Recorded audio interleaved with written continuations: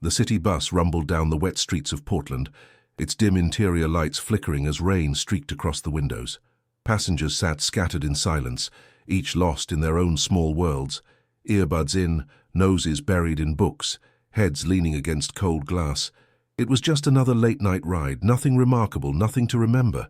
Near the middle, in seat 14C by the aisle, sat Maya Lopez. She looked like any other exhausted college student returning home after a long day. Her dark hair was tied in a messy bun, her hoodie damp from the drizzle outside, and a half-finished essay glowed faintly on her laptop screen. To anyone watching, she was ordinary, invisible even. Just another young woman trying to get through another rainy night. The bus jolted slightly as it merged onto the bridge, the river below swallowing reflections of neon lights. Maya glanced out the window, her thoughts drifting. She wasn't thinking about danger or fate or survival. She was thinking about her overdue rent, about her mum's texts she hadn't answered, about tomorrow's exam she hadn't studied for. The world inside her head felt small, heavy, and ordinary.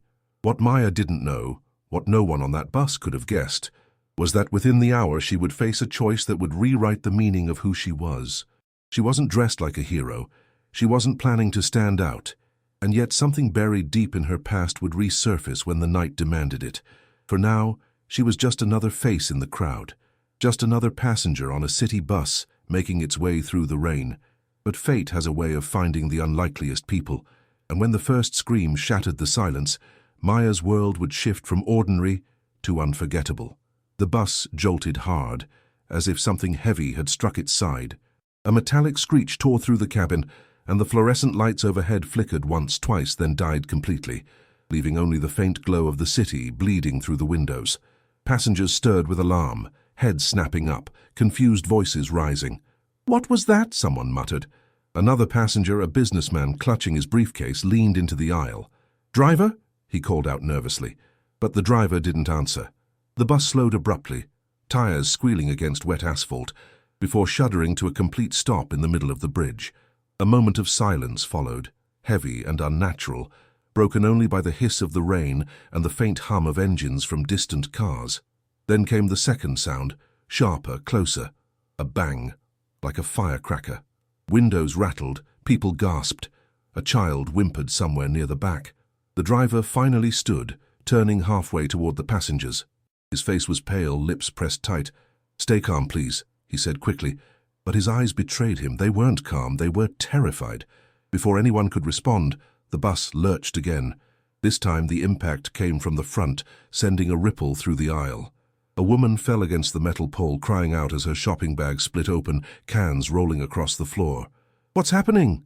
a teenager shouted. "Was that gunfire?" Another voice trembled. Outside the windows, shadows moved along the slick pavement, figures emerging from the fog and rain. They weren't police, and they weren't stranded motorists. Faces hidden beneath dark hoods, flashlights cutting through the mist. They closed in on the bus, with deliberate steps. One raised something metallic. A crowbar slammed against the side panel, making several passengers scream. Panic erupted. People clutched their belongings, pressed into the seats, some fumbling with their phones only to find there was no signal. The bridge's steel frame blocked reception, trapping them in more ways than one. A young man rushed toward the back door, slamming the emergency release. It didn't budge. "It's locked!" he shouted, frantic. Maya closed her laptop slowly, her pulse quickening but her face steady. Around her, fear spread like wildfire. People sobbing, others shouting for the driver to move, to honk, to do something. But the driver just stood frozen, his hands gripping the steering wheel as if holding onto it might keep the world intact. Maya's eyes scanned the windows. The hooded figures were testing the doors, circling like predators around prey. She could feel it, the pressure of the moment pulling at her, the instincts she thought she'd buried years ago scratching at the surface. She inhaled slowly. Stay calm. Assess. Don't freeze. The voices around her blurred into noise, but her focus sharpened. She noted the number of figures outside. 5, maybe 6. Tools in their hands, not guns. At least not yet. The bridge traffic had thinned. No one else was close enough to notice. Across the aisle, a middle-aged woman clutched her daughter, rocking back and forth, whispering prayers. 2 college boys argued about breaking a window. An elderly man clutched his chest, breathing heavily. The air was thick with panic. Maya rose halfway from her seat. A man beside her grabbed her arm. Don't draw attention," he hissed, wide-eyed. But Maya's voice was steady, quieter than the chaos, but cutting through it. "Panicking won't save us. We need to think." He blinked at her, as if stunned by her calm. At the front, the driver fumbled with the radio, static filling the cabin. No signal," he muttered. His hands shook so badly he dropped the receiver. Maya's jaw tightened. The fear pressing in from every corner of the bus felt familiar.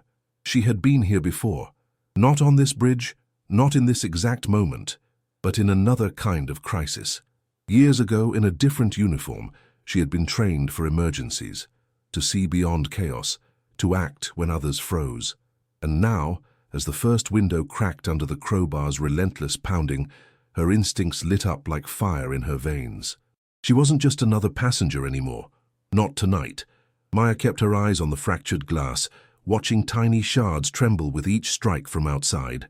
Fear surged through the passengers, but inside her chest, something steadier began to rise. It wasn't courage exactly. It was muscle memory, the kind that comes from years of discipline. Most people on that bus knew Maya Lopez as a quiet college student studying computer science.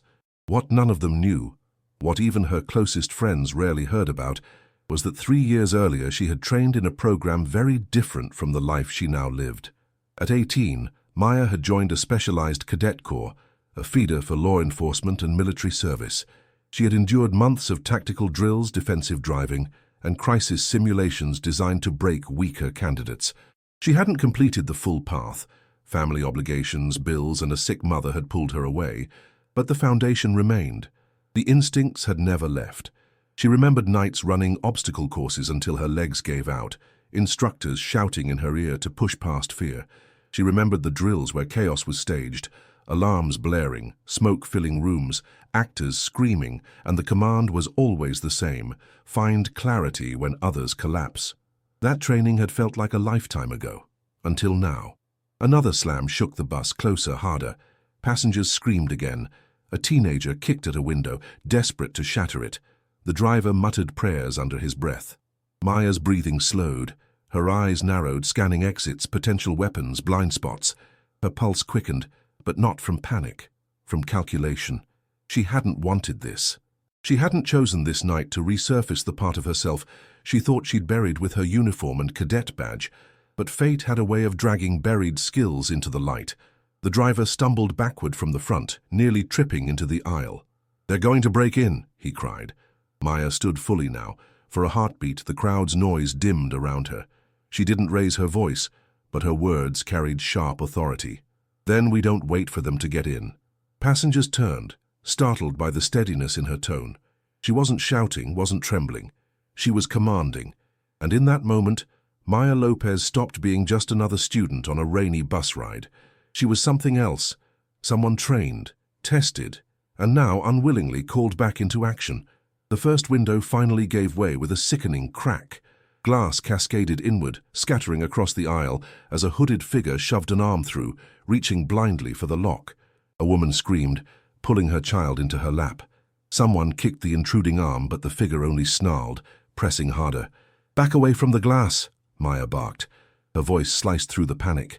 It wasn't a plea. It was an order. Instinctively, several passengers obeyed, sliding across seats to huddle farther in. The driver remained frozen at the front, clutching the useless radio as if it might magically spring to life. Maya moved fast.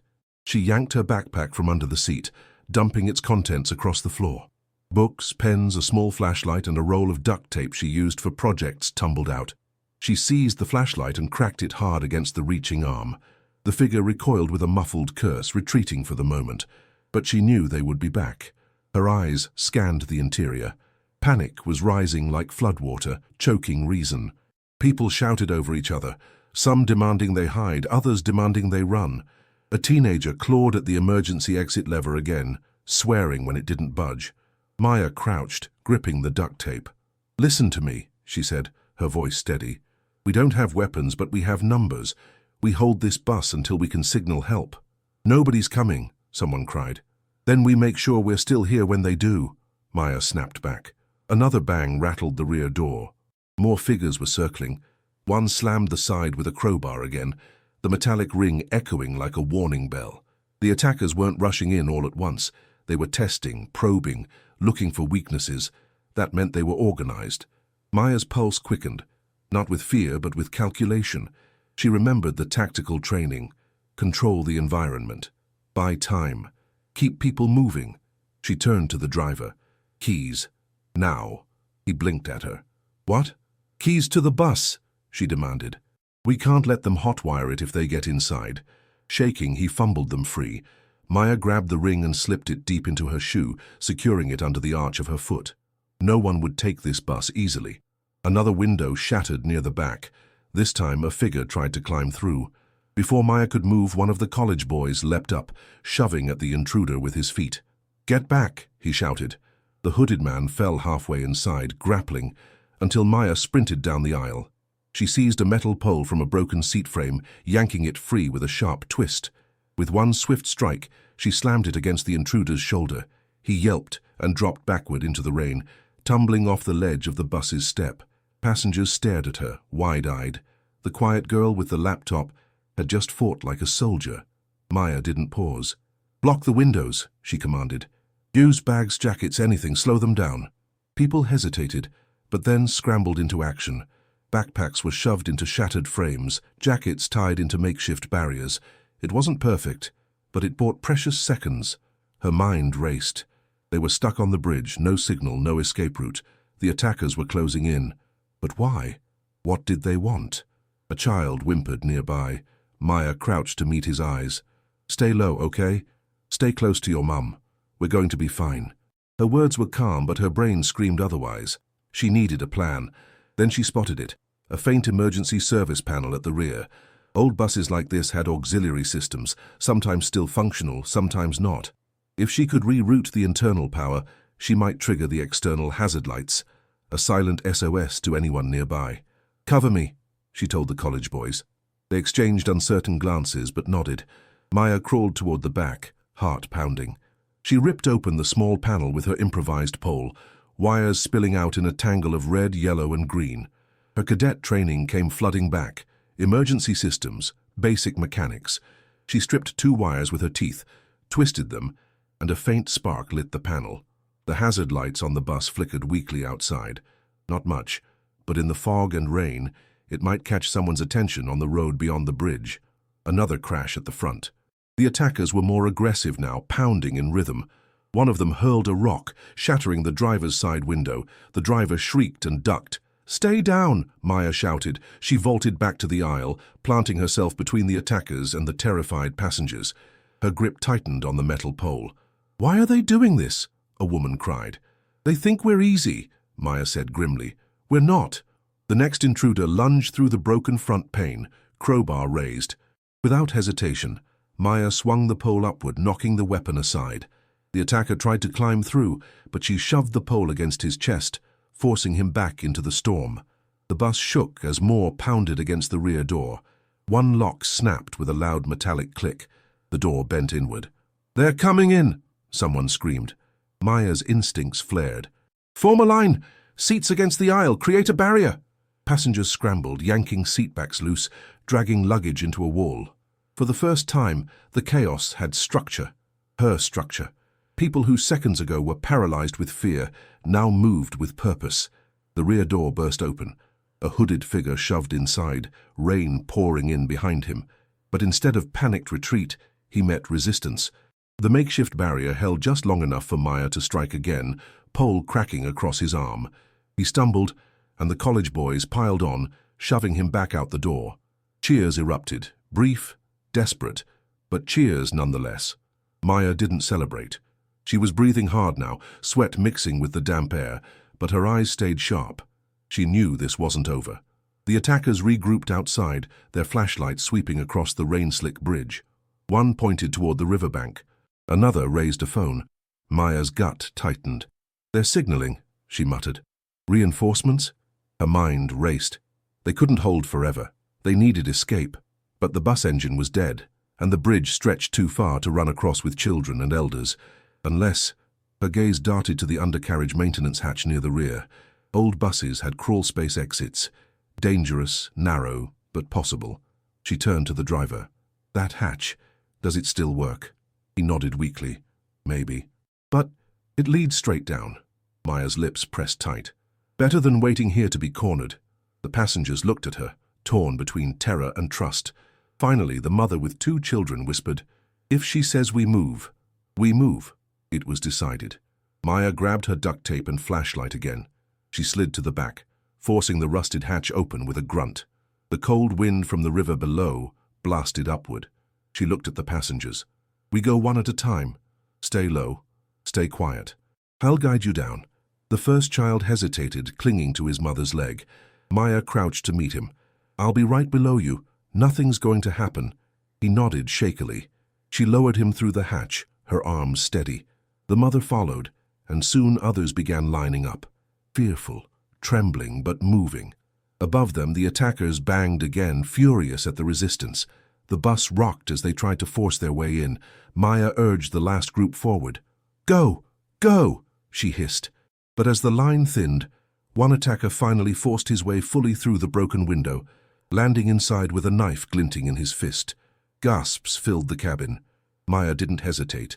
She lunged, metal pole raised. The clash was brutal, knife against steel, shouts against rain. The attacker slashed wildly, but Maya parried, the pole scraping sparks against the blade. She twisted, slammed the pole into his ribs, then shoved him backward into the jagged glass. He fell screaming into the night. Her chest heaved. Her hands trembled, but she didn't stop moving. She shoved the last passenger through the hatch, then crouched to follow.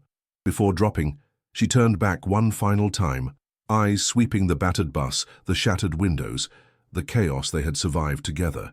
Then she slipped into the darkness below. The cold air beneath the bridge bit at Maya's skin as she lowered herself onto the steel support beams. The river roared far below, black and merciless, swallowing the glow of the city.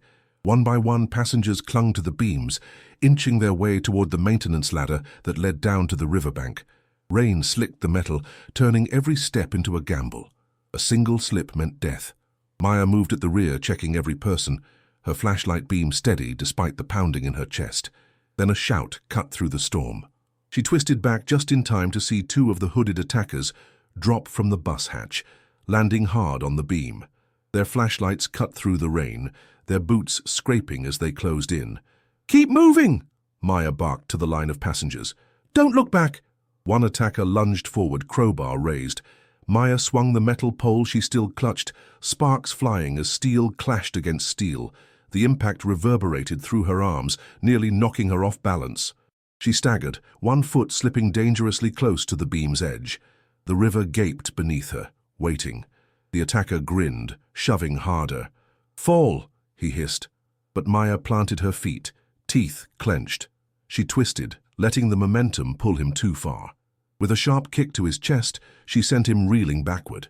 His scream vanished into the roar of the river. The second attacker rushed in, knife flashing. Maya ducked, the blade slicing through the air where her face had been. She drove her shoulder into his ribs, the 2 of them slamming against the steel beam. For a terrifying second, both teetered on the edge. The knife clattered away, lost in the darkness below. He clawed at her, desperate, dragging her closer to the drop. Maya's grip slipped. Her heart pounded. She could see only the black water yawning below. Then she remembered the words from training. Control the fall. Control the moment. With a primal shout, she shifted her weight, rolling her body. The attacker lost footing first, his eyes wide as he toppled backward into the void. Silence swallowed him, then only the storm remained. Maya clung to the beam, chest heaving, rain plastering her hair to her face. For one long moment, everything was still, the world suspended between death and survival. Then from ahead a cry rose. "We're on the ground! We made it!" Maya's lungs burned, but relief surged through her veins. She forced herself upright, guiding the last passengers down the ladder. Only when every single one had touched the muddy bank did she allow herself to breathe. Her hands trembled as she released the pole at last. It clanged against the steel and vanished into the river. The storm raged on, but the danger had passed. They were alive, and in the deafening silence that followed, the truth settled in. Survival had come by inches, by instinct, and by a will that refused to let go. If this moment has you on the edge of your seat, take a second to hit the like button and leave a comment below. Tell us what you would have done in Maya's place. Your thoughts make these stories even more powerful. The last passenger stepped off the ladder and onto the muddy riverbank, their shoes sinking into the wet ground. A collective sob of relief passed through the group. Parents clutched their children, students clung to one another, and strangers embraced like family. The storm still poured down, but its roar was nothing compared to the sound of human voices, crying, laughing, praying all at once. Maya was the final one to descend. Her hands burned from gripping the slick metal rungs, her arms trembling with exhaustion. She landed lightly on her feet, scanning the crowd. Every face she counted was one more life saved. 100% accounted for. Her chest loosened for the first time all night. The driver staggered toward her, face pale and eyes wide. For the entire ordeal he had been frozen, but now he collapsed to his knees in the mud. You saved us," he whispered. "If you hadn't—" His voice broke. Maya bent down, placing a steady hand on his shoulder. "You got us here. That counts," she said firmly. But in her heart she knew the truth. The moment he had frozen, she had taken command, and the only reason they were alive was because of what she had done. Sirens wailed faintly in the distance. Red and blue lights began flashing across the fog, drawing closer along the riverbank road. The hazard lights she had managed to spark earlier must have been seen after all. Rescue vehicles pulled up, tires splashing through the puddles, doors slamming as paramedics and officers rushed toward them. The first paramedic to reach the group slowed when he saw the state of the survivors, muddy, shivering, eyes wide with shock. "My God," he muttered, pulling out his radio. "We've got a full-scale emergency down here." Police officers formed a quick perimeter, flashlights scanning the bridge above. They found only the battered bus with shattered windows and rain still pouring through. No attackers in sight. Whoever had organized the assault had vanished into the storm. As paramedics checked passengers one by one, word spread quickly. "It was her," someone said, pointing toward Maya. A mother with 2 children stepped forward, tears streaking her face. "She's the reason we're alive. She fought them off. She guided us here." More voices joined in. "She saved us. She stood up when no one else did. She kept us calm." The attention made Maya uncomfortable. She wanted to disappear into the background again, to let the night fade as quickly as possible, but the crowd wouldn't let her. An elderly man, still trembling from the climb down, struggled to his feet and raised a shaking hand in salute. "Ma'am," he said, voice hoarse but steady, "you have my respect, you have all of ours." Applause rippled across the survivors. Some clapped weakly, others with raw energy, but all eyes were fixed on her. In the flickering lights of police cruisers, Maya stood drenched, mud-streaked, exhausted, and yet unmistakably commanding. A police sergeant approached, pulling off his cap as he looked at her. "We've heard pieces of what happened. They say you held the attackers off yourself, got everyone down alive." Maya shook her head. "Not myself. People fought back. They blocked the doors, kept each other moving. It wasn't just me." But the sergeant didn't look away. His eyes carried the weight of experience, of someone who had seen both cowardice and courage on nights like this. "Maybe so," he said quietly. "But leadership makes the difference between panic and survival. You didn't just save them, you gave them the will to save each other." Before she could answer, the mother with 2 children stepped forward again. She wrapped her arms around Maya, squeezing tight. "Thank you," she whispered. Her children clung to Maya's legs, small voices murmuring, "Thank you," again and again. Maya froze, overwhelmed. She had fought with weapons, calculated with tactics, stood against fear. But it was this, fragile arms wrapped around her, that broke through her composure. She hugged them back, holding tighter than she intended. News cameras arrived minutes later, reporters shouting questions from behind the police line. Microphones jutted forward, voices clamoring. "Were you really just a passenger? How did you know what to do? Are you military?" Maya turned away, shielding her face. "Not tonight," she muttered. The sergeant stepped between her and the crowd, raising a hand. "Give her space. She's not ready."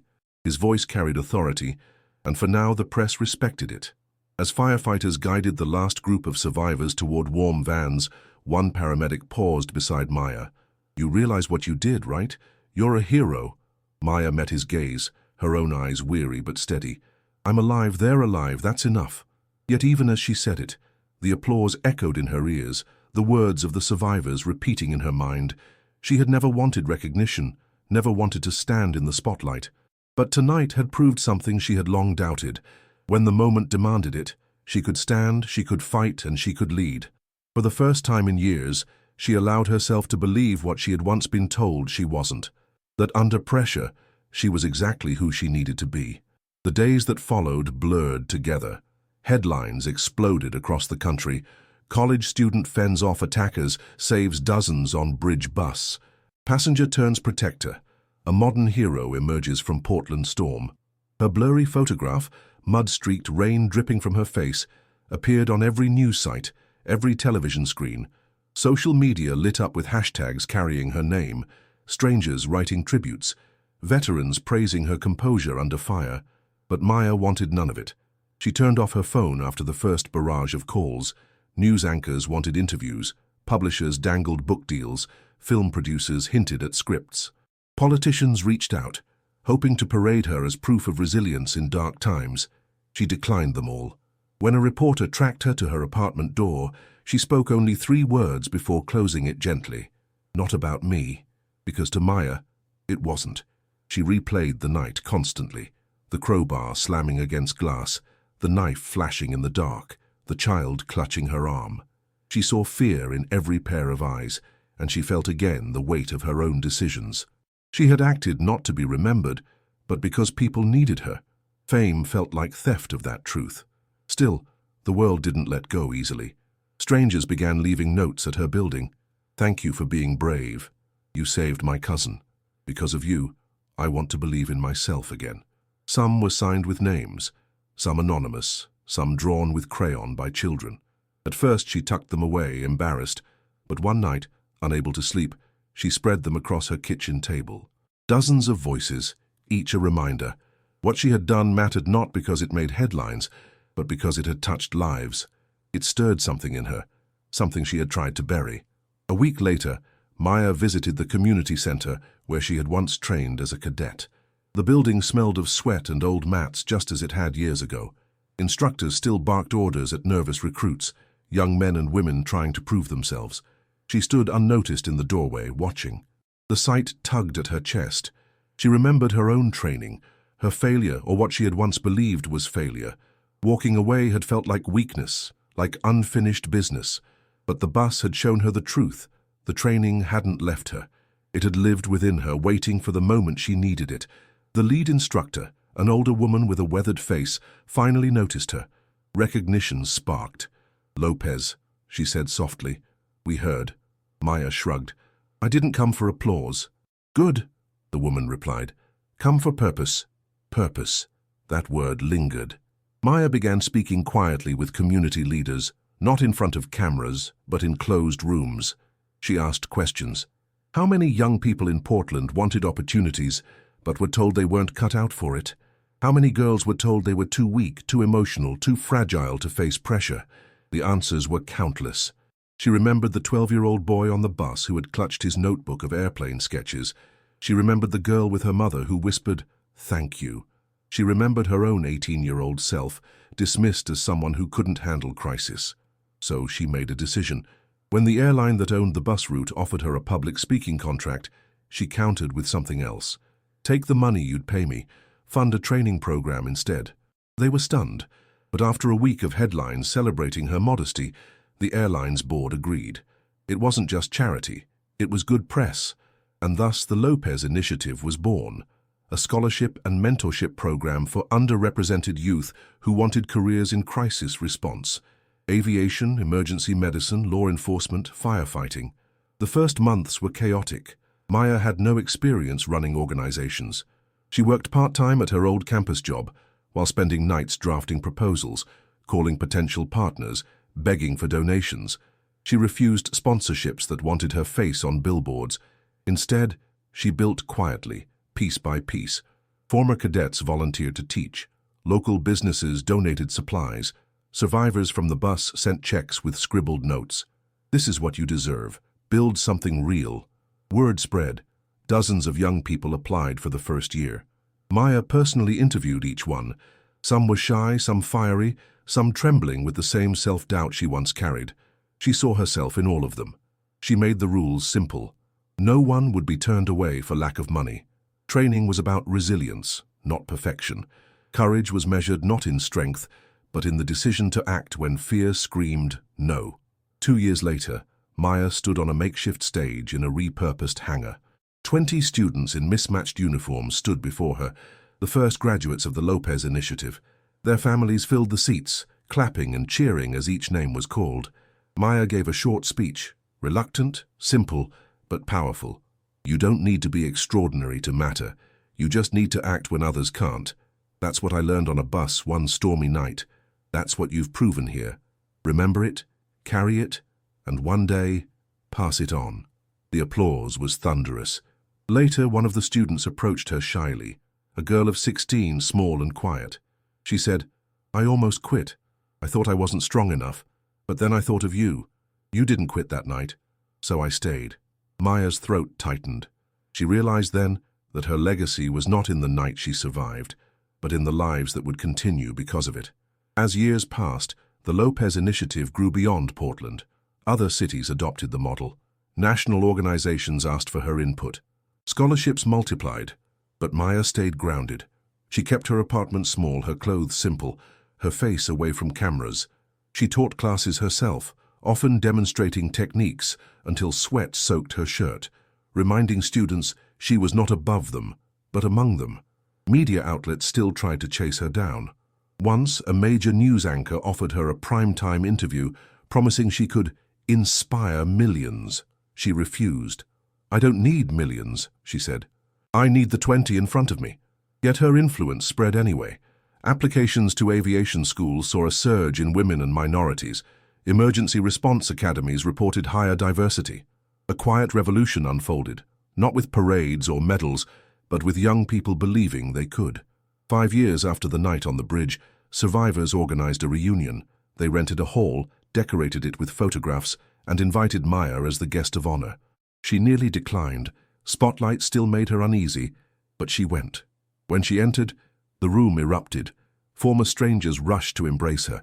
Children she had guided that night were now teenagers, standing tall, calling her our guardian. The elderly man who had saluted her presented a framed photograph of the group, signed by every survivor. Tears stung her eyes as she accepted it. Captain Doyle, the bus driver, approached her with a sheepish smile. "Still think it wasn't about you?" he asked gently. Maya sighed. "It was about us, all of us." And she meant it. In time, Maya became less of a person and more of a symbol, a name whispered in classrooms, a story told to recruits, a reminder that leadership can come from anyone, anywhere. But she refused to let the symbol overshadow the mission. She kept building. She kept teaching. She kept reminding every young cadet that courage wasn't the absence of fear. It was stepping forward despite it. Her legacy wasn't in the fame she rejected. It was in the boy who became a paramedic because of her, the girl who became a pilot because she believed she could, the dozens, then hundreds, then thousands who carried her lessons into their own storms. One crisp autumn evening, years after the storm, Maya stood at the window of a new training facility. Outside, young recruits ran drills in the fading light. She watched them with quiet pride. A volunteer instructor stepped beside her. "Do you ever miss the spotlight? The recognition?" Maya smiled faintly, shaking her head. "This is the recognition. Every one of them is louder than any headline could ever be." And as the sound of laughter and determination drifted in through the open window, Maya Lopez knew her choice had been the right one. She had turned one night of terror into a lifetime of impact. She had rejected fame, but she had built something far greater. Not a monument, not a headline, a legacy. It was nearly 20 years after the night on the bridge. The city had changed. New skyscrapers reached into the sky. The riverfront was alive with markets and music, and the old bridge itself had been rebuilt into a shining span of steel and light. But for Maya Lopez, time had passed in quieter ways. Her hair, once dark and heavy, now carried streaks of silver. Lines framed her eyes, carved by years of focus and laughter. She no longer moved with the restless urgency of youth, but with the calm assurance of someone who had weathered storms and found peace in their wake. On this particular morning, she stood inside the control tower of a training airfield. Below her, the runway buzzed with activity. Small aircraft lifting into the sky, recruits practicing takeoffs, instructors waving flags and shouting encouragement. The Lopez initiative had grown into a national program, with centers across the country, but this airfield, the first, remained her anchor. As she watched, a young woman in a training jet throttled forward, the engines roaring. The plane lifted smoothly into the pale morning sky, banking east with confidence. Maya smiled faintly. That pilot was the daughter of one of the passengers she had saved all those years ago. Legacy, she realized, was not just names in history books. It was people, breathing and striving, each carrying a piece of her forward. Later that day, a group of visitors arrived at the airfield. Among them was Jacob, the boy who had once handed her a notebook full of airplane sketches. Now he was a decorated pilot himself, tall, steady, and leading a new generation of cadets. When he saw Maya, he grinned like he had when he was 12, though his uniform spoke of the years between. "You're still here," he said warmly. "Where else would I be?" Maya replied, hugging him. Jacob gestured to the cadets behind him, dozens of young faces, nervous but eager. "They all know your story, but I told them the truth, that it's not about one night. It's about what you built after." Maya's eyes softened. "And what you've built. You took that second chance and gave it wings." He looked down, modest, but she could see the pride in his posture. One by one the cadets approached her. Some shook her hand. Some simply said, "Thank you." One girl, barely 16, whispered, "I didn't think people like me belonged here, until I read about you." Maya swallowed hard. After all these years, the words still cut straight to her heart. That evening, there was a gathering at the community hall. Survivors of the bus incident, those who remained, came together for what had become a tradition. They were older now, their children grown, their lives scattered in different directions. But they came back every few years to honor the night they had been bound together by fear and survival. Maya walked into the hall to applause, though smaller, gentler than the chaos of the first reunion. The elderly man who had once saluted her was now in a wheelchair, but when he saw her, he tried to raise his hand again. She hurried over, kneeling beside him. "You don't have to salute me," she said softly. "I do," he replied with a weak smile. "Because without you, I wouldn't be here to salute anyone at all." Tears welled in her eyes as she squeezed his hand. Throughout the night, they shared stories. Some remembered details Maya had long forgotten. The sound of the glass breaking, the moment the hazard lights flickered to life, the feel of the rain on their faces as they climbed down the ladder. They laughed at the absurdity of it all, even as some voices cracked with lingering fear. But above all, they celebrated. Not the danger, not the attackers who had vanished into history, but the life that had followed, the children who had grown, the dreams that had been pursued, the bonds that had endured. Later, when the hall grew quiet and most had gone home, Maya stepped outside into the cool night air. The sky above was clear, scattered with stars. She tilted her head back, breathing deeply. Beside her, Jacob joined her again. "You know," he said softly, "people will always call you a hero. You'll never escape it." Maya chuckled. "I stopped fighting the word a long time ago, but I know what it really means. It's not glory, it's responsibility." Jacob nodded. "And you carried it longer than anyone asked you to." She looked at him, pride swelling. "Now it's your turn." He didn't argue. He just stood with her, looking at the stars, the silence between them full of gratitude. In the years that followed, Maya's role grew quieter still. She taught less, delegated more, and spent her days mentoring instructors rather than recruits. She knew her time in the front lines of training was passing, but every time she saw a cadet take their first solo flight, every time she heard of a former student saving lives in a crisis, she felt the same surge of purpose she had felt on the bus. One afternoon she received a letter, not an email, not a message, but a handwritten letter in blue ink. It was from a young firefighter in Arizona who had graduated from her program. He had led his team through a burning building, rescuing 3 children. He wrote, "When the flames rose and the ceiling cracked, I thought of you. I thought of the night you stood up when no one else could. That memory gave me the courage to act. Thank you." Maya folded the letter carefully and placed it in a wooden box with the others. Hundreds now. Notes, drawings, letters, all reminders that the choice she had made years ago to reject fame and build impact had been the right one. On the 20th anniversary of the bus incident, Maya returned to the rebuilt bridge. A memorial plaque had been placed there, not with her name but with words she had chosen, to those who find courage when the world demands it. She stood before it in silence, the river flowing steadily beneath, the city alive around her. As she touched the cold metal of the plaque, she remembered every detail of that night, the screams, the rain, the knife, the weight of the pole in her hand. She remembered the silence after victory, the first voice whispering, "We made it." And she remembered the moment she realized she could no longer run from who she was. Behind her, footsteps approached. A group of young recruits had come, guided by instructors. They stopped respectfully, recognizing her immediately. One of them stepped forward. "Ms. Lopez," he said shyly, "we just wanted to tell you we're here because of you." Maya smiled softly, her eyes glistening. She didn't give them a speech. She didn't need to. She simply nodded, placing a hand on the plaque. "Then the legacy lives," she whispered. And in that moment, as the river carried the city's reflection into the horizon, Maya Lopez finally understood. She was never just a passenger. She had been and always would be a pilot, not of machines but of lives, dreams and futures. The night on the bridge had not ended with survival. It had begun a story of countless others who would one day stand in storms and choose courage. And that was the victory. Closing message. And so, Maya's journey reminds us of something powerful. You don't have to be extraordinary to make a difference. You don't need medals, ranks, or recognition. Sometimes courage is simply choosing to act when everyone else is frozen in fear. True heroism is quiet. It's not about fame. It's about responsibility, compassion, and the strength to keep others moving when the world seems to fall apart. If this story moved you, if it made you think about the hidden strength inside all of us, then don't let it end here. Give this video a like so more people can find it. Subscribe to the channel to keep discovering stories that inspire, uplift, and remind us of the human spirit. And most of all, share this story with someone you know who loves powerful, emotional tales like this one. Because sometimes a story doesn't just entertain. Sometimes it gives someone the courage to face their own storm.